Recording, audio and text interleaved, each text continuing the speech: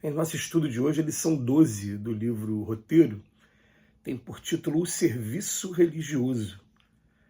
Desde quando começou na Terra o serviço de adoração a Deus, perde-se o alicerce da fé na sombra de évos insondáveis.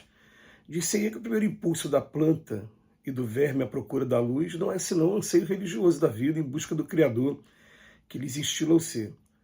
Considerando, porém, as escolas religiosas dos povos mais antigos, vemos no sistema egípcio a ideia central da imortalidade com avançadas concepções da grandeza divina, mas enclausurada nos templos do sacerdócio ou nos palácios dos faraós, sem ligação com o espírito popular, muitas vezes relegado à superstição e ao abandono. Na Índia, identificamos o culto da sabedoria, instrutores eminentes aí ensinam que a bondade deve ser a raiz de nossas relações com os semelhantes, que as nossas virtudes e vícios são as forças que nos seguirão além do túmulo, propagando-se abençoadas lições de aperfeiçoamento moral e compreensão humana. Entretanto, o espírito das castas aí sufocou os santuários, impedindo a desejável extensão dos benefícios espirituais ao círculo do povo.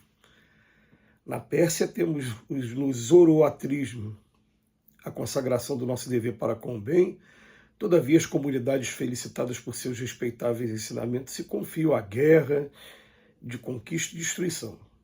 Entre os judeus, sentimos o sopro da revelação do Deus único, estabelecendo o reino da justiça na terra, mas apesar da glória sublime que coroe a fronte de Moisés e dos profetas que o sucederam, o orgulho racial é uma chaga viva no coração do povo escolhido.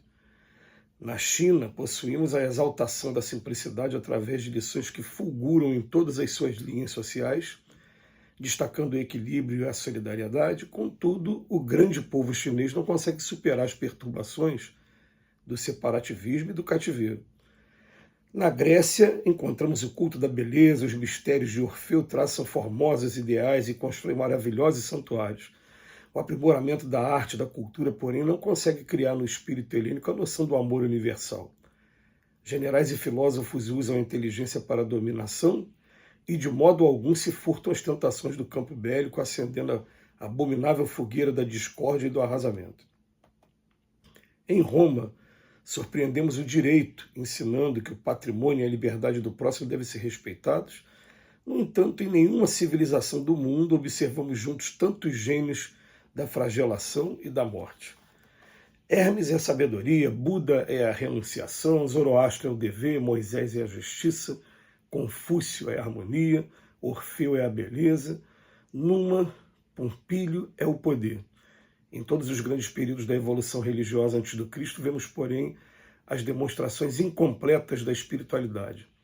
Não há padrões absolutos de perfeição moral, indicando aos homens o caminho regenerador e santificante.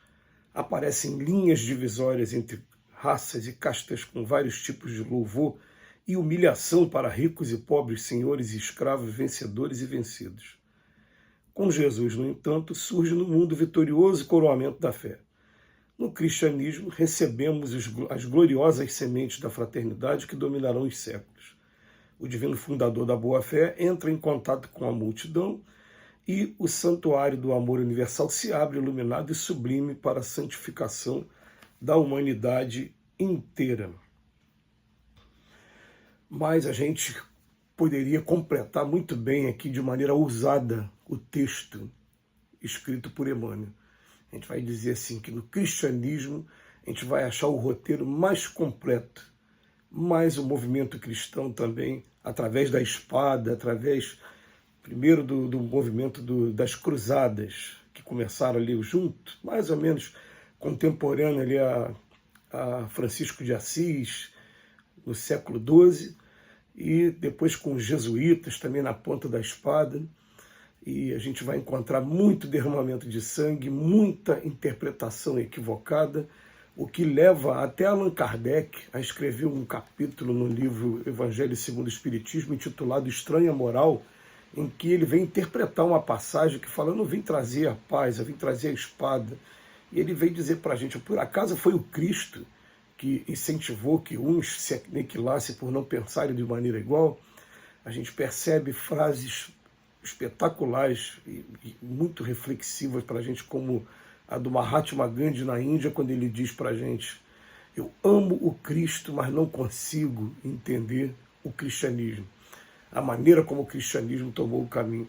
E é interessante que, assim como o Emmanuel fez questão de dizer para a gente sobre o Egito, a Índia, sobre a Pérsia, sobre os judeus, sobre China, sobre Grécia, sobre Roma, a gente também vai escrever quadros muito tristes da maneira como o homem tem levado o cristianismo nos dias de hoje, aqui no Brasil, com as várias divisões, o sectarismo que existe, e também com a intolerância religiosa de um seguidor para outro seguidor de uma linha, determinada linha do cristianismo. O que a gente precisa entender aqui desse texto de hoje é o seguinte: Jesus hoje é o modelo e é o guia, é aquele que trouxe a moral mais completa. Se a gente parar para estudar a moral do Cristo, a gente vai perceber o seguinte: ela não é muito diferente da moral já trazida por outros antecessores de Cristo, ou até predecessores também. Vamos colocar aqui, né, quem veio depois trazendo esse ou aquele tipo de moral também, não está equivocado, não é que esteja equivocado, não. Mas a maneira como o homem interpreta e como o homem começa a levar essa informação e querer impor que as pessoas pensem da mesma maneira que ele, é o que vai marcar o período de um planeta em que o egoísmo, o orgulho e a vaidade dominam muito nós espíritos que estamos aqui, e a gente não quer simplesmente que a pessoa pense exatamente o que eu penso, não. Eu também não quero conviver com pessoas que sejam diferentes de mim. Então a gente ainda sonha com um dia, que quando a gente pega o livro dos Espíritos e vê lá na Lei de Progresso, que os povos eles sempre serão diferentes por conta de questões culturais, questões geográficas, mas uns vão estar respeitando o outro, e que a lei de caridade vai fazer com que esses povos ficam um se suprindo ao outro. O que eu tenho, o que eu produzo, o que você não produz, através desse escambo aí que é milenar, a gente vai um fornecendo para o outro aquilo de que a gente tem mais em excesso. E, ao mesmo tempo, o respeito pela cultura. Eu ainda me emociono muito quando eu me lembro do livro Transição Planetária, escrito por Manuel Filomeno de Miranda, através de Divaldo Pereira Franco, e quando, num determinado momento, existe um relato de 4 entidades religiosas diferentes, caminhando lado a lado, todos os 4 grandes amigos, e indo com o objetivo de salvar a vida, de resgatar aqueles que desencarnaram vítima da tsunami que aconteceu na Ásia. Então ele fala mais ou menos assim, ele fala, era um católico ortodoxo, era um anglicano, era um protestante, era ele espírita, e a gente não sabe por que a gente não consegue conviver com pessoas que são diferentes, que pensam de maneira diferente, e por que será que a gente não consegue até mesmo procurar respeitar e aprender com cada um, sem violentar a nossa convicção também? Porque uma coisa interessante que vem acontecendo com a gente já há pelo menos 2 décadas e meia, é que quanto mais a gente estuda outras culturas, mais a gente admira cada vez mais a doutrina espírita, por exemplo. Então, quando o Espírito de Verdade fala para a gente amai-vos, eis o primeiro ensinamento, instruí-vos, eis o segundo, essa instrução vai fazendo com que a gente reconheça, identifique cada vez mais aonde está o caminho ali que a doutrina espírita está nos apontando, da revelação da verdade, essa verdade que o Cristo disse para a gente: conhecereis a verdade vos libertará, e que também vem aí como consolador prometido, quando ele diz, eu vou rogar a meu Pai, ele vai enviar um outro consolador, o Espírito de Verdade, que vocês não podem ver ainda. O que o Espírito de Verdade vai fazer? Vai lembrar tudo o que eu disse e trazer novas informações.